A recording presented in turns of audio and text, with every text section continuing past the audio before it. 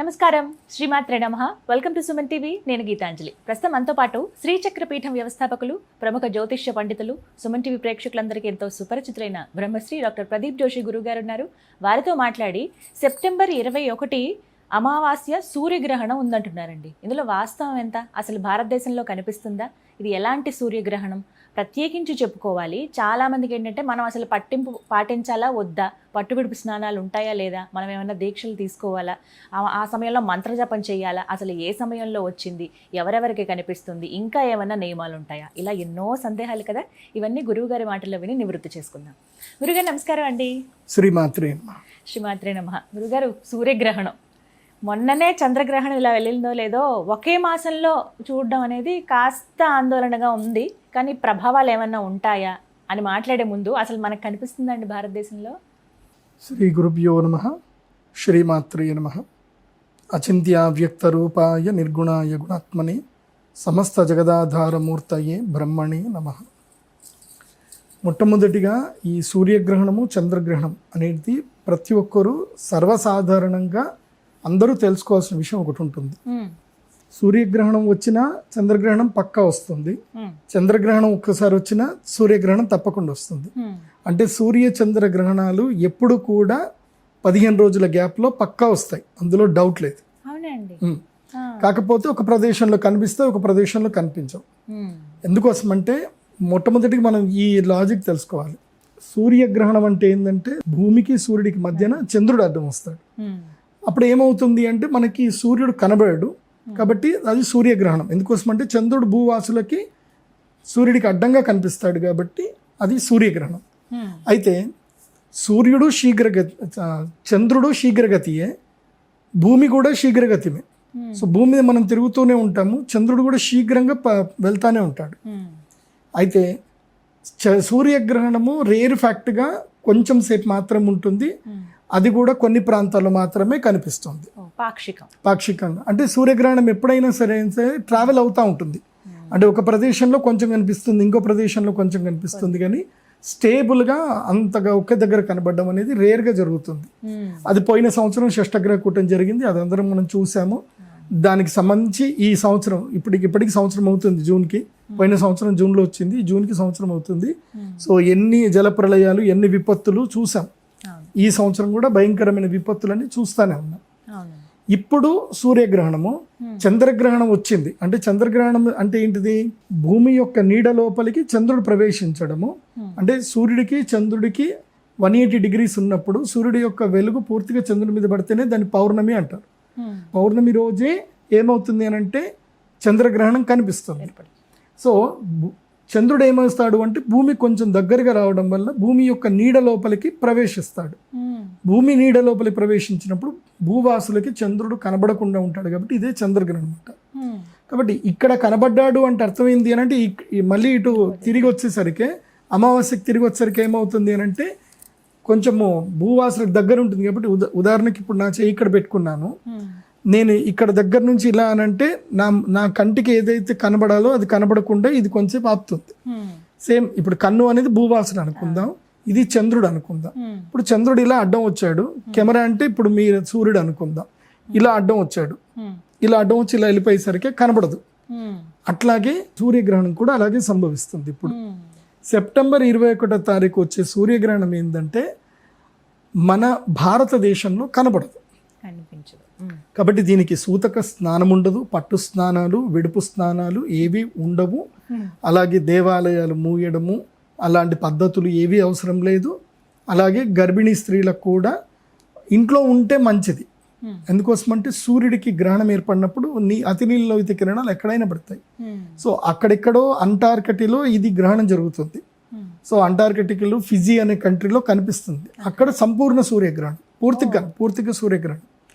So most of the జనావాసాలకు ఎవ్వరికి కనబడింది. ఇది అంతా కూడా ధ్రువ ప్రాంతంలో జరుగుతుంది కాబట్టి మనకి కనబడదు కాబట్టి మనకి పెద్దగా దీనివల్ల ప్రభావం అయితే ఏవీ లేదు. అయితే ఈ సూర్యగ్రహణం మాత్రం ఏంటంటే పర్వకాలము అంటారు. గ్రహణం అనేటువంటిది ఎప్పుడైనా పుణ్యకాలం, అది భూమి మీద ఎక్కడ సంభవించినా సరే అది పుణ్యకాలం అని అంటారు. పుణ్యకాలం అంటే అర్థమైంది, మనం జీవితంలో ఏదైనా ఒక పుణ్యం సంపాదించుకోవాలి, అంటే ఒక సత్కర్మ చేయాలి, ఏదైనా ఒక జపము, మంత్రము, తపము, యాగము ఏది చేసినా 1000 రెట్లు ఫలితం ఎప్పుడు వస్తుంది అని అంటే కేవలం గ్రహణం అప్పుడు మాత్రం వస్తుంది. అది గ్రహణం కనబడిన చోట ఏంటంటే గ్రహణ ప్రభావము పూర్తిగా 100% ప్రభావం ఉంటుంది. గ్రహణం కనబడకపోయినా కానీ 1% ఉంటుంది, అంటే ఒకటో పాదం అంటే 25% ఉంటుంది. గ్రహణం కనబడే చోట 100% గ్రహణ ప్రభావం ఉంటుంది. కాబట్టి ఏమంటాను అంటే నేను ఈ గ్రహణానికి సంబంధించి ఎవరూ కంగారు పడకండి, ఎవరూ దిగులు పడకండి. అంటే ఇండివిజువల్ పర్సన్స్కి ఎవరికి కూడా ఈ గ్రహణం మీద పెద్దగా ఎఫెక్ట్ ఏమీ ఉండదు. కాబట్టి పలానా రాశి వాళ్ళకి బాగాలేదనో పలానా రాశి వాళ్ళకి బాగుందనో అంటారు, కానీ శాస్త్ర ప్రకారం ఏంటంటే గ్రహణం కనబడినప్పుడు మాత్రమే ఎక్కడైతే గ్రహణం కనిపిస్తుందో అక్కడ ఉండేటువంటి ప్రజలకి ఆయా రాశుల వాళ్ళకి ఆ ప్రభావం అనేది ఉంటుంది. సాధారణంగా అర్ధరాత్రి 11 తర్వాత అని అంటున్నారు కాబట్టి ఇంకా అసలు ఎలాగో నిద్రించే సమయం కాబట్టి అది పెద్దగా ఎఫెక్ట్ ఉండదండి. అంటే జీవితంలో నాకేం అవసరం లేదు, నేను హ్యాపీగా ఇట్లాగే గడిపేస్తాను ఉన్నది ఉన్నట్టుగా అనుకునే వాళ్ళు హ్యాపీగా పడుకోవచ్చు. కానీ నా జీవితంలో అద్భుతం జరగాలి, ఇది పర్వకాలము, ఈ కాలంలో నేను ఏదైనా సాధన చేస్తాను, లైఫ్లో ఏదన్నా టర్నింగ్ రావాలి అంటే నేను లైఫ్లో ఒక గొప్ప స్థాయి చూడాలి అని కలలు కనే వాళ్ళు మాత్రం పడుకోకూడదు ఆ రోజు. టైమింగ్ ఏంటండి, ఎప్పటి నుంచి ఎప్పటి వరకు? ఇది మన భారతదేశ కాలమాన ప్రకారం ఏంటంటే రాత్రి 11 గంటల నుంచి తెల్లవారుజామున 3 గంటల వరకు ఈ గ్రహణం ఉంటుంది. ఆల్మోస్ట్ 10:30కి నుంచి ఈ గ్రహణ ప్రభావం స్టార్ట్ అవుతుంది. ఇది సాధన చేయాలనుకునేటువంటి వాళ్ళు మాత్రం నదీ స్నానం చేయడము, నదీ తీరానికి వెళ్ళడము, లేదు ఇంట్లో పట్టు స్నానాలు పట్టుకోవడము, విడుపు స్నానాలు చేయడము, సాధన చేసే వాళ్ళకు మాత్రమే, అంటే తపస్సు జపం చేసుకునే వాళ్ళు మాత్రము యజ్ఞము యాగం చేయొచ్చు. ఎందుకోసం అంటే గ్రహణము ఉన్నటువంటి ఒక శక్తి ఏమిటంటే సాధారణ సమయములో ఒక మంత్రం చదివితే నీకు ఒక్క పుణ్యం, ఒక మంత్రం చదివితే ఒకసారి చదివినంత పుణ్యం వస్తే గ్రహణ సమయంలో ఒక్క మంత్రం ఒకసారి చదివినా అది 1000 సార్లు చదివిన పుణ్యఫలం వస్తుంది. సో మీరు గ్రహణ సమయంలో యాగం ఒక్క హవిస్సు తర్పణం చేశారు, 1000 తర్పణాలు చేసినట్టు. అదే 100 తర్పణాలు ఇస్తే 1,00,000 తర్పణం ఇచ్చినట్టు లెక్క. అంటే 1,00,000 సార్లు హోమం చేయాలంటే చాలా పెద్ద పని. అదే గ్రహణ సమయంలో 108 తర్పణాలు ఇచ్చామనుకోండి, 108 సార్లు స్వాహకారం ఇచ్చామనుకోండి, ఇంకా దాని మించిన శక్తి అద్భుతం ఇంకోటి ఉండదు. అది మేము స్వయంగా అనుభవిస్తున్నాము, మాకు తెలుస్తున్నాయి కూడా. ఎందుకోసమంటే అమ్మవారు ఒక శక్తి ఇచ్చింది. ఆ గ్రహణ సమయంలో ఎవరెవరికి నేను తేనె తమలపాకు ఇచ్చానో వాళ్ళందరూ క్యూర్ అయిపోయారు. ఆల్మోస్ట్ వాళ్ళందరూ కూడా. అది ఏందో విచిత్రం, నేను కూడా అసలు నమ్మను, ఒకసారి నమ్మని వ్యక్తిని. మా నాన్నగారు ఇది చెప్పిన తర్వాత ఈ పద్ధతి పాటించిన తర్వాత నమ్మాల్సి వస్తుంది. మిరాకిల్స్ జరుగుతున్నాయి మిరాకిల్స్. నేను మెడికల్ సైన్స్ చదువుకున్నా, మెడిసిన్ వేసుకుంటే తప్ప తగ్గని రోగాలు కూడా కొన్ని. ఈ మందు ఇచ్చిన తర్వాత గ్రహణ సమయంలో అమ్మవారికి అభిషేకం చేశాం. మీకు కావాలంటే ఆ వీడియో ఇస్తాను, ఆ వీడియో కూడా అందరికీ చూపించండి. గ్రహణ సమయంలో మేము అమ్మవారికి, రాజశ్యామల అమ్మవారికి అభిషేకం చేస్తాం తేనెతోటి. ఆ గ్రహణ పర్వకాలలో అభిషేకం చేసిన తేనె తమలపాకు ఇస్తాను. ఆ తేనె తమలపాకు లవంగం ప్రసాదంగా ఇస్తాం. అది ఏంటో కానీ అది తీసుకున్న ప్రతి ఒక్కళ్ళకి అద్భుతం అయిపోతాయి. మాటలు రాని పిల్లవాడికి కూడా మాటలు రావడం స్టార్ట్ అయింది. ఆ పిల్లవాడికి మాటలు లేవు కానీ మాటలు రావడం స్టార్ట్ అయిపోయింది. పిల్లవాడు మాట్లాడుతున్నాడు. మిరాకిలే. ఇప్పుడు మొన్న ఒకళ్ళు వచ్చారు నా దగ్గరికి, ఆ పిల్లలు అంగవైకల్యంతో, వాళ్ళ పిల్లలు పుట్టిన తర్వాత వైకల్యం వచ్చింది వాళ్ళకి, కాళ్ళు చేతులు సరిగ్గా ఆడవు. సో నేను స్పర్శ చేసి చెప్పాను, మీ పిల్లలకి తప్పకుండా వస్తాయి అని చెప్పేసానంటే నేను ఒక డాక్టర్ రిఫర్ చేశాను. వాళ్ళకి అప్పటిదాకా ఏ డాక్టర్ కూడా నో అని చెప్పిన తర్వాత, నేను చెప్పి పంపించిన తర్వాత రిపోర్ట్లు ఏం చెప్పారంటే, మీ ఆ పాపకి సర్జరీ చేస్తే తప్పకుండా మీ పాప నడుస్తుంది, డౌట్ లేదు అని క్లియర్గా చెప్పారు. నాకు పూర్తి నమ్మకం ఉంది, ఇంకొక సంవత్సరం లోపల ఆ పాప నడుస్తుంది కూడా. అట్లానే ఇంకొకటి కూడా ఒక కేసు కూడా వచ్చింది. వాళ్ళు ఎంతో మంది న్యూరాలజిస్ట్ చూపించుకున్నారు, కింద కాలు పెట్టలేదు అమ్మాయి. కింద కాలు పెడితే నరాలు జిమ్ అంటే ఆమెకు షాక్ ఇచ్చినట్టు అవుతుంది. మొత్తం కూడా కాళ్ళ మంటలు 24/7. ఆ పాపకి ఫ్యాన్ పెట్టే ఉంచాలి. ఒంటి మీద బట్టలు వేసినా సరే మా పాపకి ఇది కాదు. ఎంత 12 ఏళ్ళ పాప, ఆమె చిన్న పాప. ఎంత నరకం అంటే వాళ్ళు ఎంతో బాధపడి నా దగ్గరికి వచ్చారు. వస్తే సరే అని వాళ్ళకి సొల్యూషన్ చెప్పాను. 6 నెలల్లో పాప పరిగెత్తడం నాకు వీడియో తీసి మరీ పంపించారు. సో కొన్ని అద్భుతాలు జరుగుతున్నాయి. గ్రహణ సమయంలో మంత్రసిద్ధి పొందినటువంటి వాళ్ళ దగ్గరికి వెళ్ళిన, రుద్రశూల స్పర్శ ఇచ్చిన అద్భుతాలు జరుగుతాయి. అందులోపల డౌట్ లేదు. కానీ మీరు నమ్మాలి, పూర్తిగా నమ్మాలి. ఎందుకోసమంటే శాస్త్రం ఏం చెప్తుంది అంటే, సంకల్ప వికల్పాత్మక మనః ఇత్యభిధీయతే అంటారు. మన మనస్సే సంకల్పము చేస్తుంది, వికల్పము చేస్తుంది. మన మనస్సులో మనం రాజమహల్లో ఉన్నట్టు ఊహించుకోవచ్చు, మన మనస్సులో మనం ఎక్కడో కింద పడిపోతున్నట్టు కూడా ఊహించుకోవచ్చు. మనస్సుకి ఏదన్నా సరే సాధ్యం. కాకపోతే ఏంటంటే ఆ మనస్సుని మీరు ప్రిపేర్ చేయాలి. ఈ గ్రహణ సమయంలో ఆ మనస్సంకల్పానికి అమ్మవారికి మీరు ఆ మనస్సుని కనుక సమర్పణ చేసి అనుష్ఠానం చేసుకోగలిగితే గ్రహణం అనేది లక్ టైం. అది కనబడుతుందా కనబడదా మనకు అనవసరం. ఎలాంటి మంత్రం జపించాలండి? ఖచ్చితంగా గురుముఖంగా తీసుకోవాలా మంత్రం? గురుముఖంగా తీసుకోవాలి. ఇప్పుడు నా దగ్గరికి వచ్చారు మొన్న, వచ్చిన వాళ్ళందరికీ త్రక్షరి మంత్రం ఇచ్చాను. గురువు ఎలాంటి మంత్రం ఉపదేశం చేయాలంటే ఆ మంత్రం వల్ల వాళ్ళకి తెలిసి తెలియక వాళ్ళకు లేదు అనుకున్నా కానీ వాళ్ళకి నష్టం కలుగుతుంది. ఆ మంత్రం ఎలా ఉండాలంటే పూలబంతిలాగా ఉండాలి. ఇప్పుడు పూలబంతితో గట్టిగా విసిరినా పెద్దగా దెబ్బ తాకదు అన్నట్టుగా ఉండాలి. సో అలాంటి మంత్రమే ఇవ్వాలి తప్ప వేరే మంత్రాలు ఇచ్చుకోవచ్చు. కాకపోతే తగు జాగ్రత్తలు చెప్పి మనస్సుని ఎలా నియంత్రణ, ఎందుకోసమంటే ఈ గ్రహణ మంత్రం ఎలా అంటే గ్రహణ సమయంలో మంత్రసిద్ధి అవుతుంది కదా, అది ఎలా ఉంటుంది అని అంటే ఇంకా నువ్వు మనసులో ఏదనుకుంటే జరిగిపోతుంది. మరి నువ్వు మనసులో ఏదైనా నెగిటివ్ అనుకున్నావు అనుకోండి, అది కూడా కష్టమే కదా. కాబట్టి అలాంటి మంత్రాలు ఇవ్వకూడదు. అలాంటి మంత్రాలు తీసుకునేటప్పుడు వాళ్ళకి ఒక 3-4 నెలల నుంచి గురువు వాళ్ళని పరీక్ష చేసి వాళ్ళకి సాధనా క్రమంలో ఉంచి మనస్సుని ఎలా అదుపులో పెట్టుకోవాలి, నెగిటివ్ థింకింగ్ ఎలా చేయకూడదని ట్రైన్ చేసి ఆ తర్వాత మంత్రోపదేశం చేయాలి. అందుకే నేను మంత్రోపదేశం చేసేటప్పుడు ఒక 2-5 నిమిషాలు ఉపోద్ఘాతం కొన్ని చెప్తాను, కొన్ని రూల్స్ చెప్తాను. డోంట్ హేట్ ఎనీవన్, ఎవరిని హేట్ చేయకండి. తర్వాత ఇంట్లో కూడా నిన్ను చంపేస్తారా, నీకు నరికి పోగులు పెడతాను, ఇలాంటి కొన్ని మామూలుగా మన తెలుగులో సాధారణంగా అంటాం. సో అలాంటి మాటలు అనకూడదు. ఆ ఊరికే కూడా అనకూడదు. ఎందుకోసం అంటే మంత్రసిద్ధి నాలుక మీద పొందిన తర్వాత అది అగ్నిలాగా, నువ్వు ప్రేమగా అయినా సరే సురుకు పెట్టిన మనసులో నీకు ప్రేమ ఉంది, మంచి వేడిగా కాల్చినటువంటి సలాక తీసుకెళ్ళి నువ్వు ప్రేమతో ముట్టినా కాలుతుంది, కోపంతో ముట్టినా కాలుతుంది. కాబట్టి మంత్ర సాధన చేసేటప్పుడు మనస్సును నియంత్రణలో పెట్టుకున్న తర్వాత మంత్ర సాధన చేయాలి. అలా మంత్ర సాధన చేస్తే ఈ గ్రహణం చాలా అద్భుతమైన సమయం. అందుకే మా శ్రీచక్ర పీఠంలో ఈ గ్రహణ సమయంలో ఈసారి మేము స్పెసిఫిక్గా నేను ఏం చేస్తున్నానంటే, ఇది ఉత్తరా ఫల్గుణ నక్షత్రంలో వస్తుంది. ఇది ఈ గ్రహణం సూర్యుడి యొక్క నక్షత్రంలోనే వస్తుంది. సూర్యుడి నక్షత్రంలో గ్రహణం సంభవించేటప్పుడు ఏంటంటే ఇది కొంతమందికి మాత్రమే బెనిఫిటెడ్ ఉంటుంది. ఉత్తరా ఫల్గుణ నక్షత్రం సూర్యుడి నక్షత్రమే, అధిష్టాన దేవత సూర్యుడే. తన నక్షత్రంలోనే గ్రహణం జరుగుతుంది కాబట్టి ఎవరైతే ఈ గ్రహణ సమయంలో సూర్యుడికి గాయత్రి మంత్రముతో హవిస్సు నివేదన చేస్తారో వాళ్ళకి రాజయోగ సిద్ధి కలుగుతుంది. సో ఎవరెవరు ఈ గ్రహణ సమయంలో రావాలంటే, ఒకటి ఆత్మజ్ఞానం కావాలి, మోక్షం రావాలి అనుకునేటువంటి వాళ్ళు. అంటే కొంతమందికి వయసు అయిపోతుంది, వాళ్ళకి ఏం చేయాలో అర్థం కాదు, జీవితం అంతా చూసుకుంటే పిల్లల కోసం చేసిందే కనిపిస్తుంది తప్ప వాళ్ళ కోసం వాళ్ళు చేసుకున్నది ఏది కనిపించదు.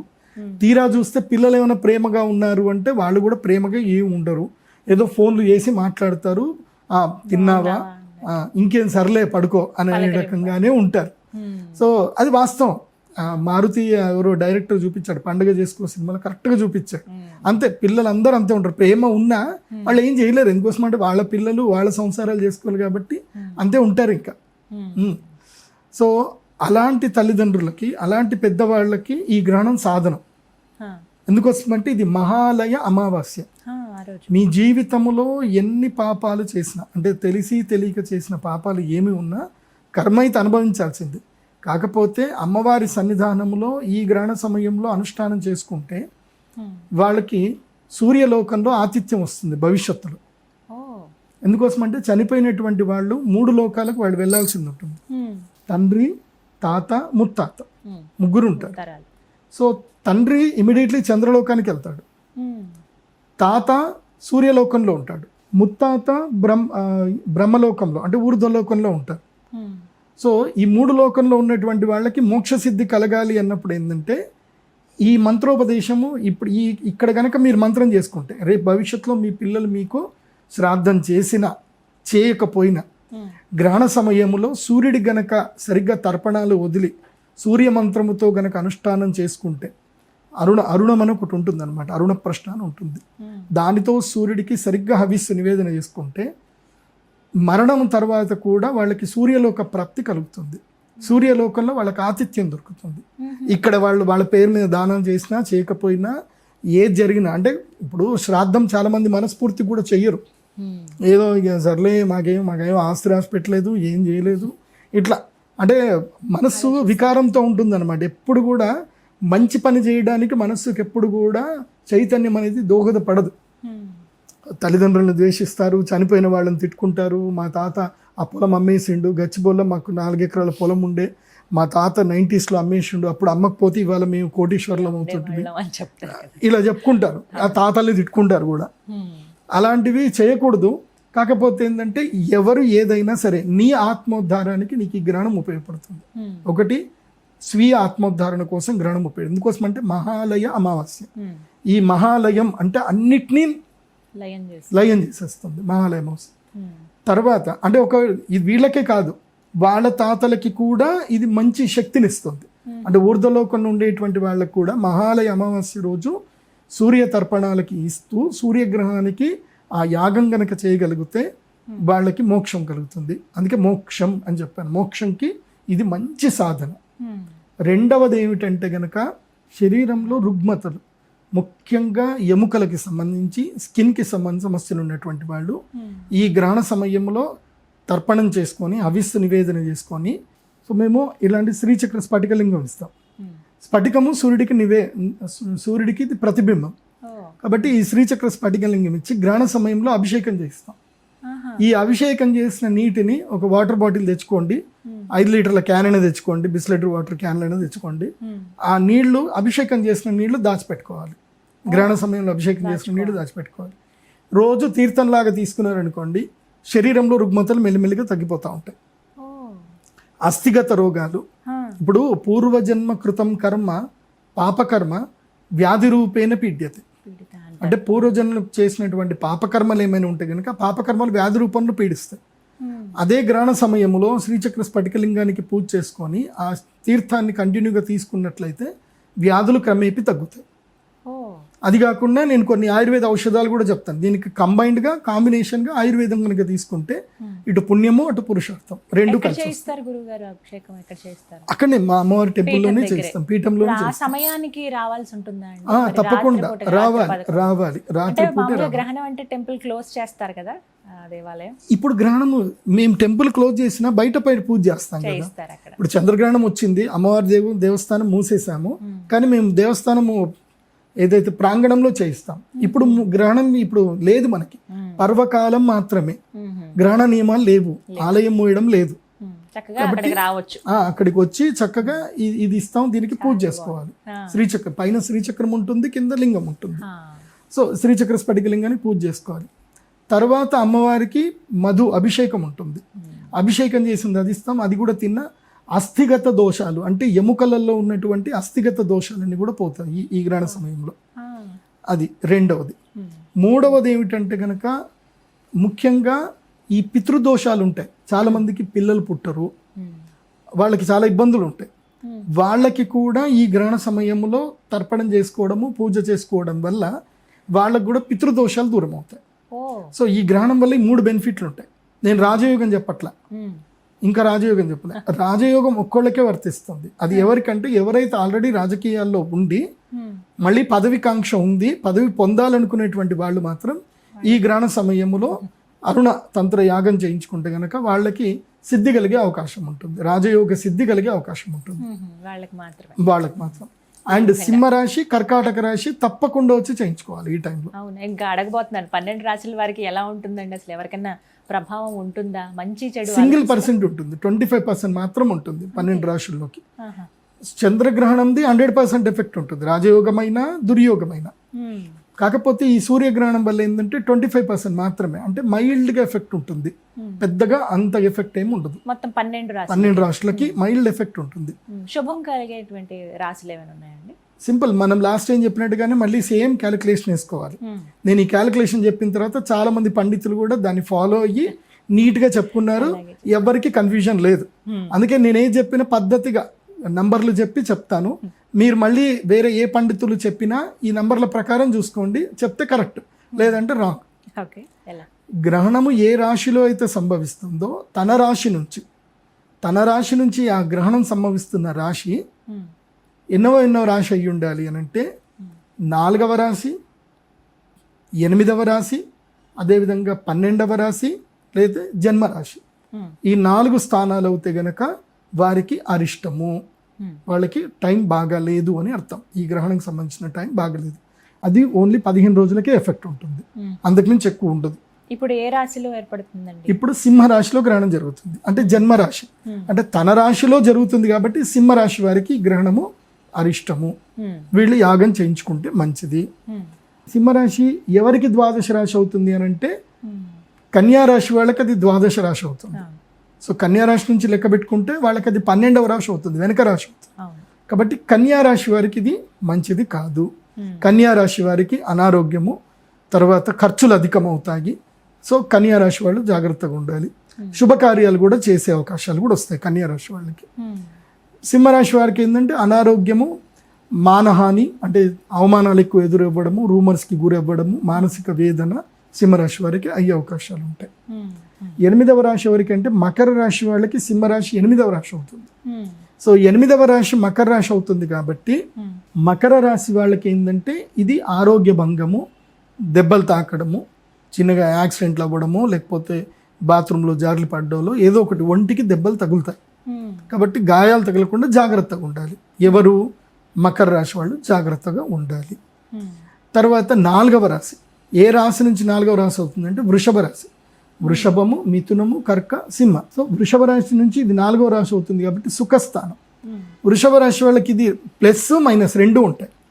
ప్లస్ ఏంటంటే జీవితంలో ఇక్కడ ఈ ఇంట్లో ఉంటున్నాను, ఇక్కడ ఉంటున్నాను, ఈ ఊర్లో ఉంటున్నాను, నాకు కలిసి రావట్లేదు, నేను ఇంకా మారాలి అనుకుంటే ఇప్పుడు మారవచ్చు. ఈ నవరాత్రుల్లో మారిపోవాలి. మారితే ఈ ఎట్లాగో గ్రహణ సమయం ఏం చేస్తుందంటే గృహత్యాగం చేయిస్తుంది. అంటే గృహత్యాగము, గృహ రుణము, మాతృ వియోగము, లేదంటే మాతృకి ఆరోగ్య నష్టము, లేదంటే వాహనాలు కోల్పోవడం, ఇవన్నీ కూడా జరుగుతాయి. సో ఇది వెహికల్ అమ్ముకోవాలన్నా అమ్ముకోవచ్చు, ఇల్లు అమ్ముకోవాలన్నా అమ్ముకోవచ్చు. సో ఏమైనా తెగదెంపులు చేసుకోవాలన్నా తెగదెంపులు చేసుకోవచ్చు. ఈ కలికాలం కదా, అది అంతే. కాబట్టి ఇల్లు మారాలి అన్నా, ఊరు మారాలి అన్నా వృషభ రాశి వాళ్ళకి ఇది మంచి టైం. ఎందుకోసం అంటే వృషభ రాశి వాళ్ళకి ఇప్పుడు ద్వితీయ స్థానంలో ఎవరు గురుగ్రహం ఉన్నాడు కాబట్టి వీళ్ళకి రాజయోగం ఉంటుంది. కానీ రాజయోగం ఉన్నా కానీ ఏం రాజయోగం, గురుగారు చెప్తున్నారు వృషభ రాశికి ఏం పెద్ద తేడా ఏం కనిపిస్తలేదు అని అంటారు. నేనేం చెప్తా అంటే స్థాన మార్పు చేయాలి. ఇప్పుడు మొన్న ఏం జరిగింది, ఒక క్లయింట్ వచ్చాను నా దగ్గరికి, ఇది చిక్బళ్ళాపూర్ అని ఇది ఉంటుంది మనకి బెంగళూరు దగ్గర. అక్కడ నుంచి ఒక పిల్లాడు వచ్చాడు. ఆ పిల్లాడు ఏంటంటే ఒక రియల్ ఎస్టేట్ కంపెనీలో ఇదేంది వెంచర్లు వేయడము, ఇంజనీర్గా పనిచేస్తాడనమాట. అతనికి శాలరీ వచ్చేసి 70,000 శాలరీ. నేనేం చెప్పాను, సింహరాశి మీకు నచ్చకపోతే సింహరాశి వాళ్ళు ఈ సంవత్సరము ఉద్యోగం మానేయండి అని చెప్పాను. మనం డిస్కస్ చేసేటప్పుడు రాశి పిల్లలు. ఆ పిల్లాడు మాత్రం నన్ను సీరియస్గా ఫాలో అవుతాడు. గట్టిగా ఫాలో అయిపోయి ద నెక్స్ట్ డే పోయి రిజిగ్నేషన్ ఇచ్చేసాడు. ఇచ్చేసి వాళ్ళ ఓనర్కి చెప్పాడు, లేదండి నేను జాబ్ మానేస్తున్నా అంటే, అదేందయ్యా మంచి శాలరీ ఎందుకు మానేస్తున్నట్టు మా గురువుకి చెప్పారు, నేను మానేస్తున్నా చెప్పేసి అని మానేసి వెళ్ళిపోయాడు. బిజినెస్ చేసుకోమనంటే కంపెనీ పెట్టుకున్నాడు, ఇంకా ఓన్ కన్సల్టేషన్ ఒకటి ఫర్మ్ రిజిస్ట్రేషన్ చేసుకున్నాడు, ఇంకా బిజినెస్ స్టార్ట్ చేసుకున్నాడు అంతే. మళ్ళీ అదే ఓనర్ పిలిపించాడు. ఓనర్ పిలిపించి, సరే నువ్వు శాలరీకి చేయకుండా పర్వాలేదు, నీకేం కావాలి, నీకు కావాలంటే ఇంకా నీకు 150,000 శాలరీ ఇస్తాను, డబుల్ శాలరీ ఇస్తాను, చెయ్యనని. లేదు సార్ మా గురువు చెప్పాడు నేను జాబ్ చేయనని చెప్పి ఇదే పట్టుకున్నాడు ఆయన. మా గురువు చెప్పాడు నేను జాబ్ చేయనని. సరే ఏంది అంటే, నాకే కాంట్రాక్ట్ ఇచ్చేయండి, నేను కంపెనీ పెట్టుకున్నాను, నేను ఏదైతే అది కొటేషన్ ఇస్తాను దానికి తగ్గట్టుగా నాకు కాంట్రాక్ట్ ఇచ్చేయండి అని అంటే, వాడు అన్నాడు నాకు కాంట్రాక్ట్ కాదు కానీ నీకు స్క్వేర్ యార్డ్కి ఇంత, కర్ణాటకలో స్క్వేర్ ఫీట్లో సేల్ చేస్తాను, స్క్వేర్ ఫీట్ ఇంత ఇస్తాను, నీకు ఇన్ని స్క్వేర్ ఫీట్ ఇచ్చేస్తాను, నువ్వు చేసుకో అని చెప్పేసి అన్నాడు. సరే అని స్క్వేర్ ఫీట్లు తీసుకున్నాడు.